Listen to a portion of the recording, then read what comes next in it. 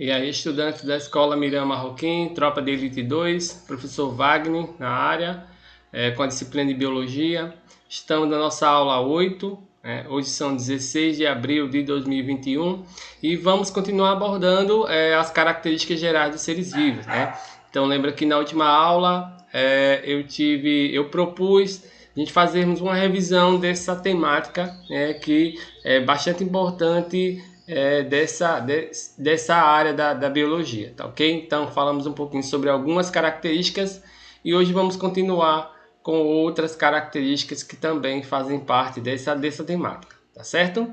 Então, como eu falei na última aula, as características gerais dos seres vivos, elas são importantes para caracterizar um ser como vivo ou não, né? Então a biologia vai usar esses critérios quando se atribui a um ser como vamos dizer assim, essa função de estar vivo, tá ok?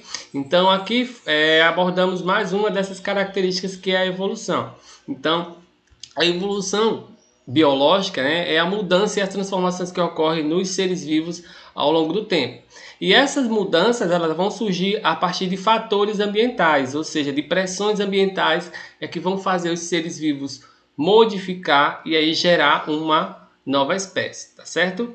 E essas pressões ambientais vão depender da adaptação, ou seja, o ser vivo ele vai se adaptar àquelas novas condições do ambiente. Então, por exemplo, um ambiente que era quente e de repente aquele ambiente ficou frio. Então, aquele animal, né, o planta ou bactéria, seja lá qual for o ser, ele vai tentar se adaptar àquele novo ambiente, ou seja, ele vai sobreviver. Claro que não vai ser apenas um indivíduo daquela espécie, vão ser vários indivíduos. E aí aqueles indivíduos conseguindo sobreviver, eles vão se modificar e aí gerar, reproduzir. E aí a partir da reprodução se gera uma nova espécie, tá certo? Outra coisa importante é que essa adaptação, essa origem de uma nova espécie vai surgir a partir das mutações, ou seja, enquanto o ser vivo ele sofre por um processo de adaptação, o seu material genético ele vai se modificando de acordo com aquelas novas características, tá ok? Então, novas características no material genético, isso vai ser importante para o processo de evolução, tá ok? Então, qualquer ser vivo ele consegue evoluir, inclusive os vírus, que não são atribuídos como seres vivos por um grupo de cientistas, tá ok? A outra característica é a reação, né? Então a reação ela é dita como a capacidade de perceber estímulos do meio e reagir a eles. Então todo ser vivo ele é capaz de perceber algum estímulo do ambiente e conseguir reagir. Seja ele um animal, como um coelho, por exemplo, fugindo de um determinado predador, então ele vai perceber que está sendo ameaçado, ele vai tentar fugir. Como uma planta, seja ela carnívora ou não.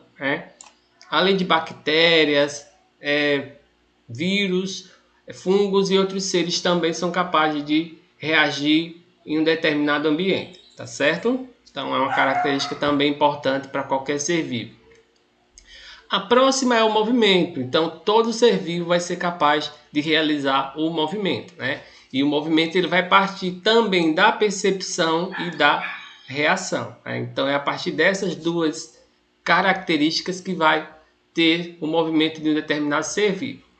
Então esse movimento ele vai surgir a partir da variação da posição do corpo, independente de qual seja ele. Então alguns seres têm um movimento um pouco mais limitado, como as plantas. Então aqui por ter como exemplo um girassol, que conforme o sol vai se deslocando, ele também vai acompanhando a sua direção. Então por isso que tem esse nome, tá certo?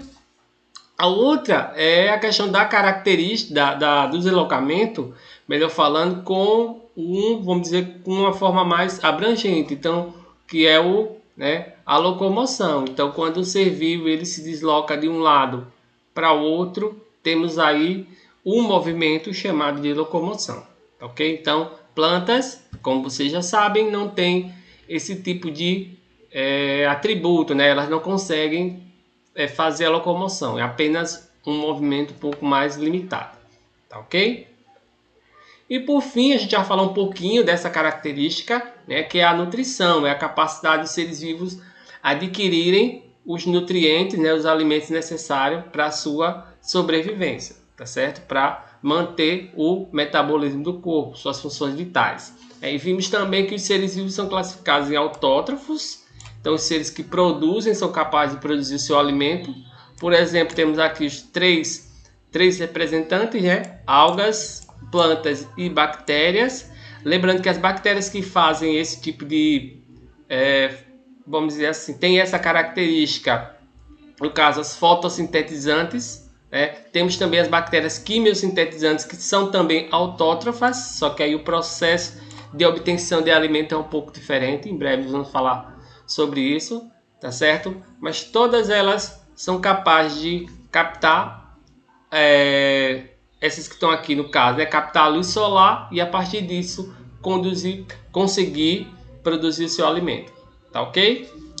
E temos também os seres heterotróficos ou heterótrofos, né? Que não são capazes de produzir o seu próprio alimento. Então temos como exemplos fungos e animais, que eles têm essa característica.